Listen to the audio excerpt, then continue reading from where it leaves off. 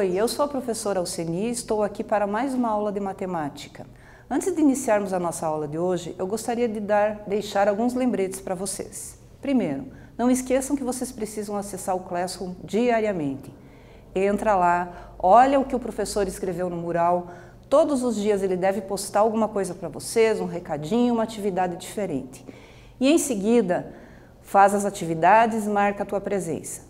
Não esqueça agora também que você precisa assistir aos meets que os professores estão chamando.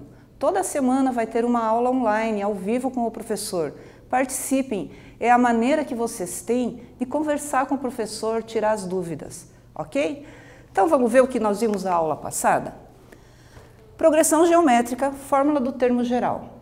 E hoje, o que a gente vai ver? Nós vamos continuar com a progressão geométrica, fórmula do termo geral, só que na parte 4 e última parte que a gente vai trabalhar sobre a fórmula do termo geral. Então, relembrando, o que é uma progressão geométrica, gente? Uma progressão geométrica nada mais é do que uma sequência numérica onde, a partir do segundo termo, eu multiplico o primeiro. Ou, tem alguns professores que gostam de falar o seguinte também, que a progressão geométrica me dá uma razão onde a divisão do primeiro sobre o segundo. Tanto faz.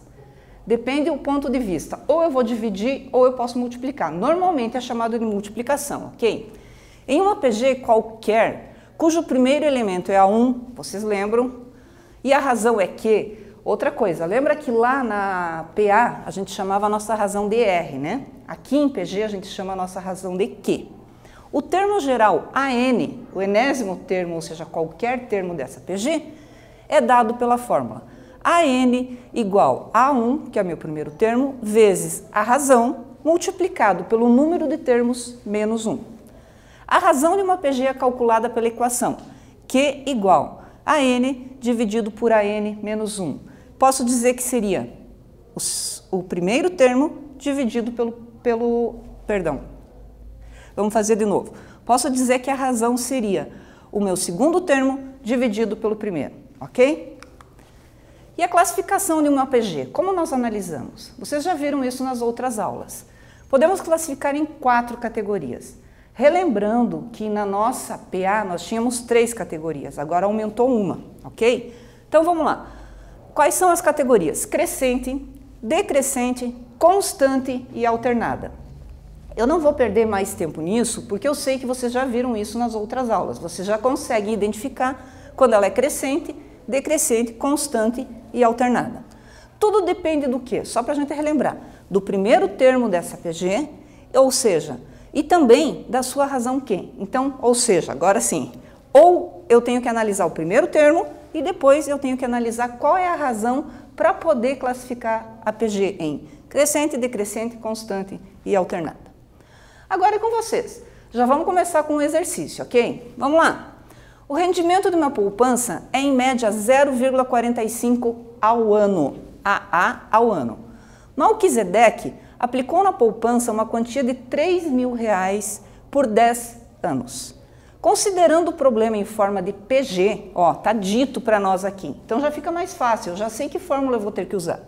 De razão que, ele me dá a razão também. Gente, atenção aqui, ó.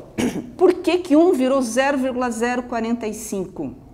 Porque eu estou falando em porcentagem, né? Então, eu tenho o meu 100% mais 0,45. A hora que eu transformo essa porcentagem em número, vai ficar assim, ok? Isso vocês também já viram. Qual o valor em poupança no ano 10? O que ele quer saber nesse exercício? Quanto dinheiro eu vou ter guardado na poupança daqui a 10 anos, ok? Eu deixo um tempo para vocês resolverem e eu já volto.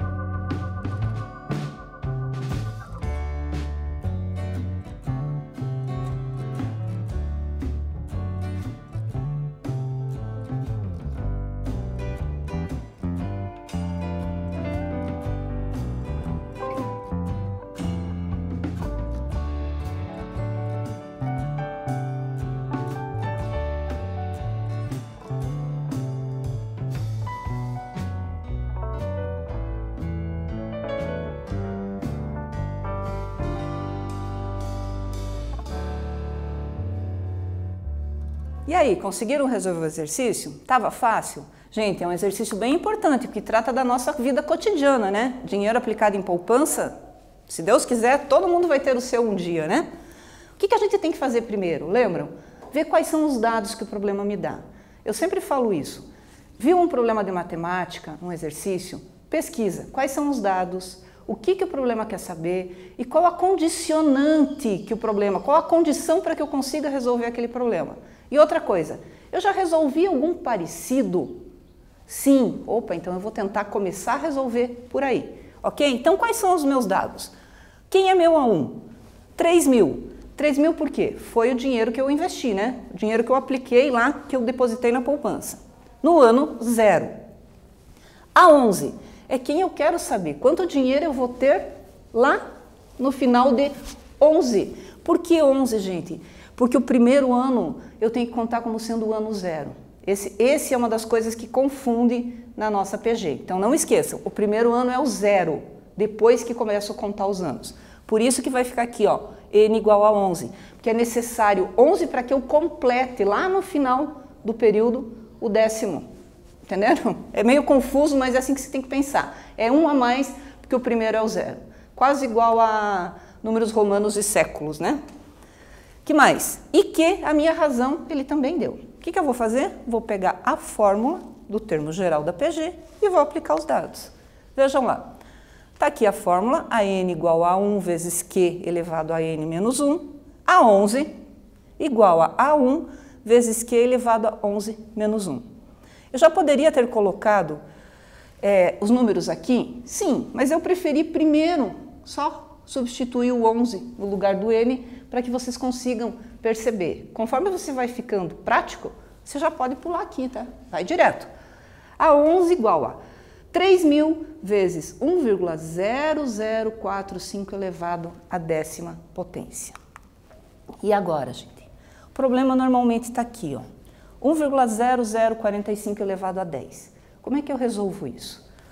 Ou eu tenho uma calculadora em mãos e uso na calculadora científica do celular de vocês também deve ter. Se vocês virarem ela, existe lá aquele y elevado a x. É lá que você vai digitar 1,0045 elevado à 10ª potência. Ou então, eu não tenho calculadora, eu vou ter que calcular 1,0045 vezes 1,0045, 10 vezes. Dá bastante trabalho, concordam? Mas pensa o seguinte, em prova de vestibular, prova de Enem, eu nunca vi potência tão alta, tá? Eles dificilmente usam esse tipo de potência aqui. Mas vocês vão ver numa próxima aula que existe um jeito da gente resolver isso também de outra maneira. Bom, fiz a conta, descobri que 1,0045 elevado à 10ª é igual a 1,0459. Multiplico por 3.000 e encontro o meu valor, 3.137,70. Significa o quê? Que Melquisedeque terá na poupança, após 10 anos, o valor de R$ 3.137,70. É muito? É pouco? Dá para pensar, né? Às vezes você investir dinheiro em outro lugar é mais vantajoso do que na poupança. Matemática financeira para vocês pensarem. E agora? Mais um exercício para vocês. Deixa eu ler aqui. Uma fábrica vendia 12 camisetas por mês para certa rede de academias, desde janeiro de um determinado ano. Devido ao verão, essa venda foi triplicada a cada mês, de setembro a dezembro. Quantas camisetas foram vendidas em dezembro? Pessoal, aqui tem que pensar uma coisa. Eu vou dar uma dica para vocês resolverem com mais facilidade. Se triplicou de setembro, então setembro triplicou. Qual vai ser meu A1? Não é o mês que triplicou, hein? É um mês anterior. Qual o mês anterior de setembro? Agosto. Quantas camisetas vendeu naquele agosto? Quem é o meu A1 nesse caso? 12. Deixo com vocês, daqui a pouco eu volto com a solução.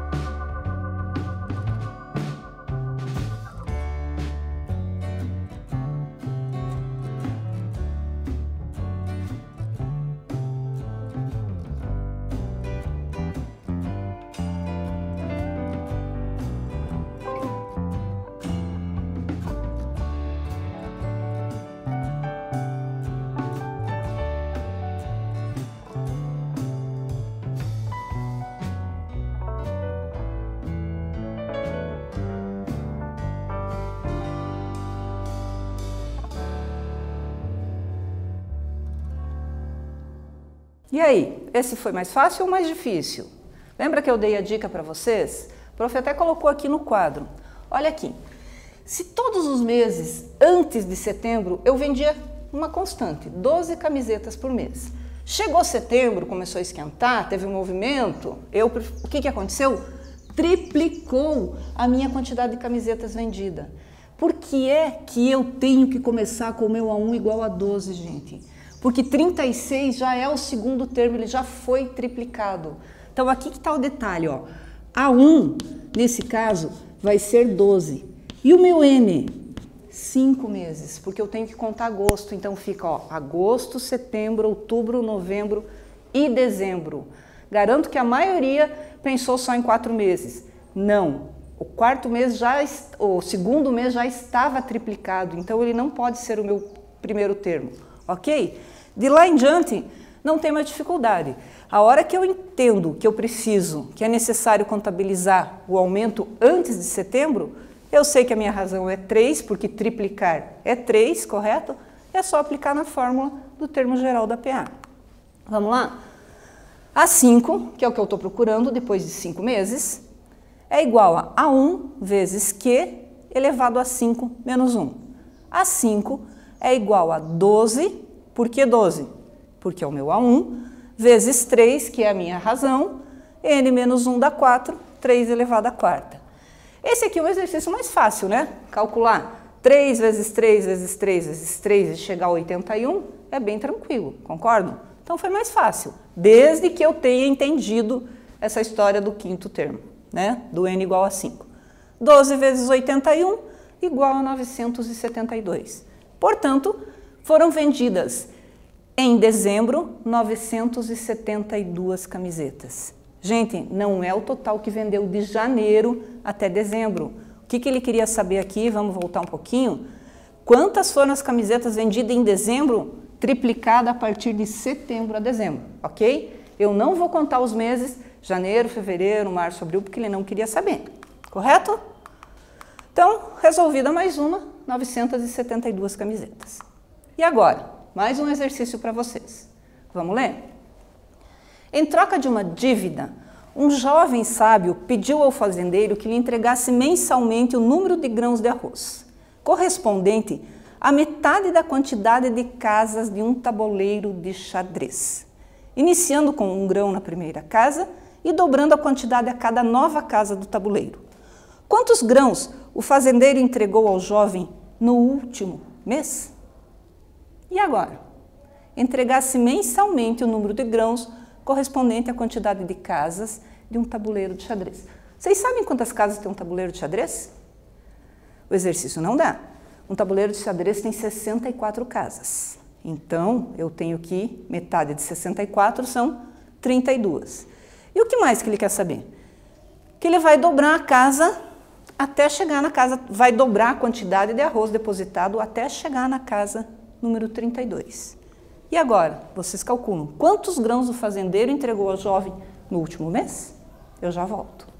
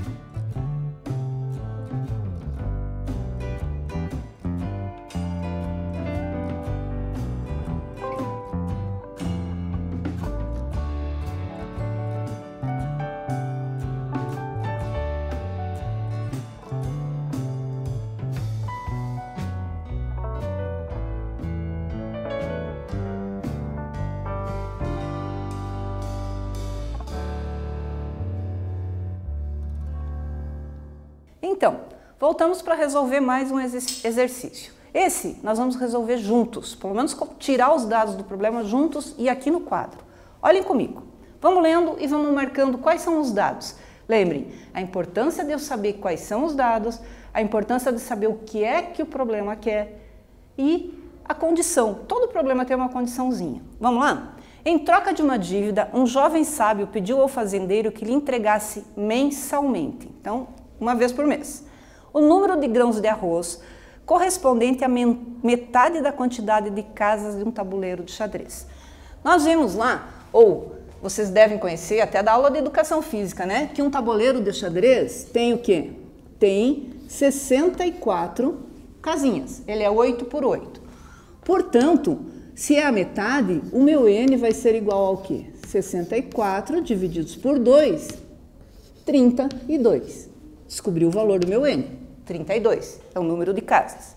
Que mais? Metade de um tabuleiro de xadrez. Iniciando com 1 grão na primeira casa e dobrando a quantidade a cada nova casa do tabuleiro. Quanto é o meu A1, gente? 1 grão, né? Se eu começo com 1 grão, o meu A1 é 1. O que mais que ele fala nesse problema? Que essa quantidade vai ser dobrada. Quanto é o dobro mesmo? 2. Se o dobro é 2, eu consigo tirar que a minha razão, o meu Q, é igual a 2. Tranquilo?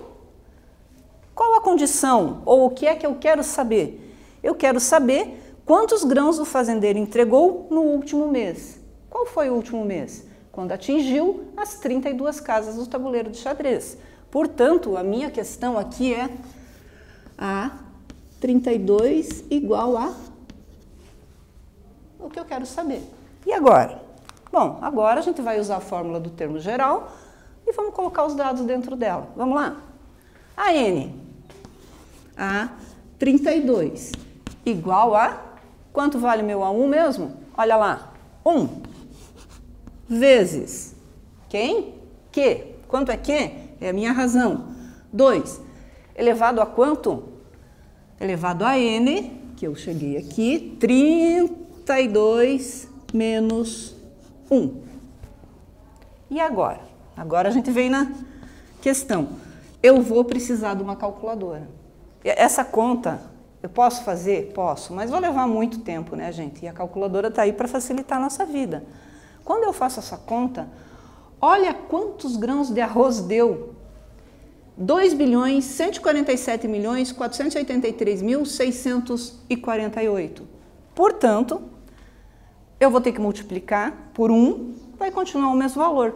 Logo, quando atingiu 32 casas, ou nessas alturas 32 meses depois, o fazendeiro teve que entregar 2.147.483.648 grãos de arroz. Será que é bastante? Será que é pouco? Só contando, né? Nunca perdi tempo contando arroz desse jeito. Mas vamos lá? O que a gente tinha para hoje era isso. Terminamos de ver a fórmula geral da progressão geométrica. Tá tranquilo, pessoal? Lembrem, progressão geométrica nada mais é que uma sequência numérica. A gente já estudou sequência numérica, a gente já estudou progressão aritmética e agora a gente viu progressão geométrica. O que é que nós vamos ver na próxima aula? A soma dos n primeiros termos de uma PG finita. Da mesma maneira que a gente viu em PA, progressão é a soma dos n termos, nós também vamos ver agora em PG, ok? Então, o que eu tinha para vocês era hoje. Não esqueçam, quem está assistindo às aulas pela TV Paraná, não consegue fazer as atividades pelo computador ou pelo celular, vai buscar atividade na escola. Os professores deixam lá para vocês, tem um dia marcado, liga na sua escola, veja qual dia você pode buscar, vai lá, busque e faz em casa. Tranquilo. Por hoje é só. Tchau, pessoal.